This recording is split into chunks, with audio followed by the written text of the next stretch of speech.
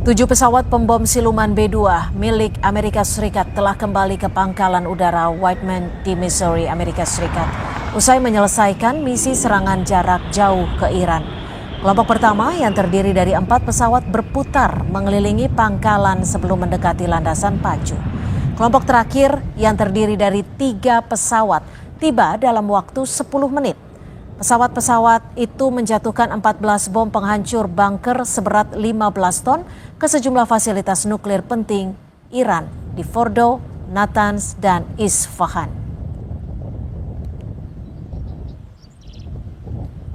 Iran akan menutup Selat Hormuz sebagai akibat serangan Amerika Serikat ke Iran. Selat Hormuz merupakan jalur sempit yang menghubungkan Teluk Arab dengan Laut Arab yang merupakan rute maritim paling penting bagi suplai energi global. Seberapa besar dampaknya bagi dunia? Kita akan membahasnya bersama Hairul Fahmi, pengamat militer ISIS. Selamat petang Mas Hairul, terima kasih sudah bergabung bersama kami di Kompas Petang.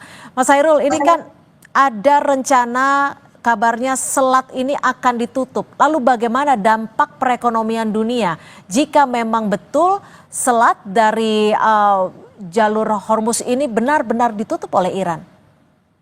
Ciko, iya. Mohon maaf, audionya belum dibuka. Sudah dibuka. Ya, silakan Mas Hairul. Sorry, saya kira ini perkembangan yang sangat penting ya dalam eskalasi konflik di Timur Tengah ini ya.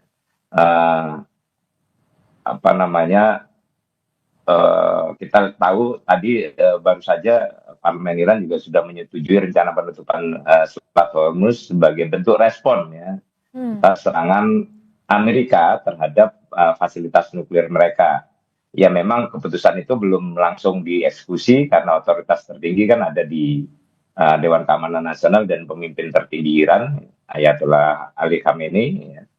Tapi secara politik ini sinyal yang sangat kuat bahwa Iran ingin menunjukkan mereka tidak akan diam gitu ya ketika diserang dan ketika kedaulatan mereka dilanggar gitu ya.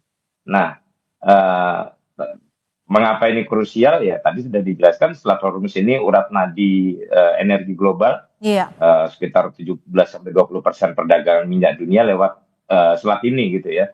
Artinya satu titik kemacetan di sana ini sama saja dengan mengguncang ekonomi dunia gitu ya. Apalagi kalau sampai ditutup total itu akan mendorong lonjakan harga energi, inflasi global, kemudian juga bisa memicu reaksi militer yang lebih luas gitu ya. Jadi yang kita lihat ini bukan hanya ancaman regional lagi ya, tapi potensi awal dari ketidakstabilan sistemik ya secara global gitu. Ini yang saya kira mengkhawatirkan gitu. Apakah akan ada implikasi yang begitu nyata ketika memang tak hanya Selat Hormuz ini ditutup, tapi dampak-dampak lainnya bagi ekonomi dunia terkait dengan serangan AS ke Iran ini? Iya, pasti ada ya. Kalau dampaknya akan sangat nyata dan cepat terasa gitu ya.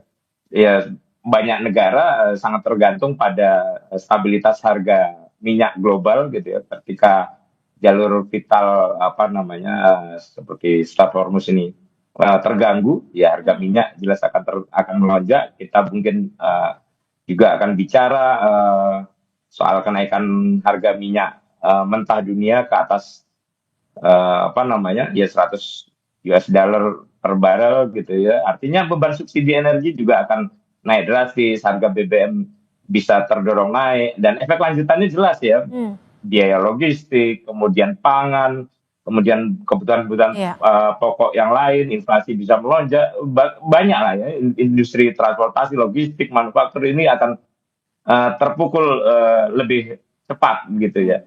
Nah, belum lagi kita bicara dampak di masing-masing negara, termasuk Indonesia gitu ya, tekanan pada anggaran belanja pemerintah, defisit neraca perdagangan. Nah ini kalau kita tidak mampu mengendalikan lonjakan harga impor ini kan akan menghadirkan masalah yang besar gitu ya.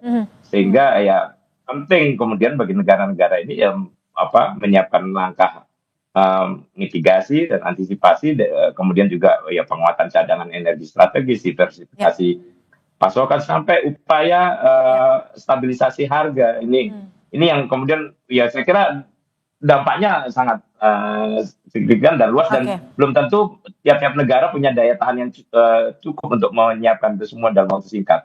Oke, baik, terima kasih Mas Hairul Fahmi, pengamat militer ISIS, sudah berbagi perspektif di Kompas Petang. Selamat sore.